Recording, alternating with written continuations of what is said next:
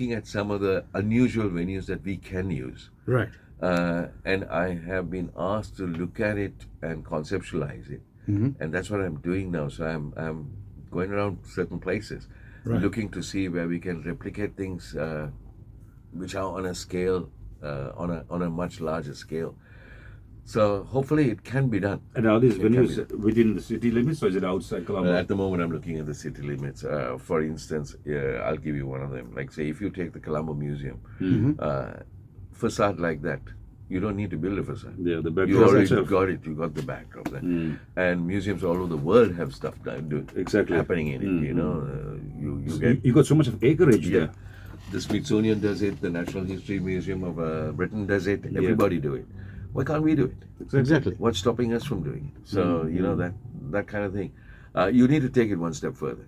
And what are the obstacles when you work with institutions like that? Because this is not in our culture, you know, to have a show like this. This is a museum, you know. It's not. You get all the red tape, right? That comes. I've already come across it. No, it's not in our culture to do things like this. We have to get that this approval. I know. So I am hopeful this time because the people who have asked me to do it have promised me that there won't be any bureaucratic bungles. So if there is no bureaucratic, if there is no red tape, then it can be done.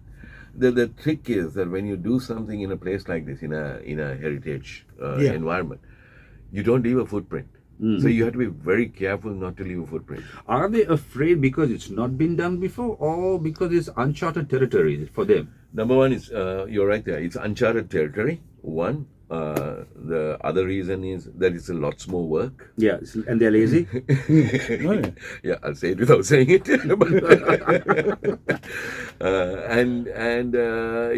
And sometimes they can't visualize the impact that it will bring.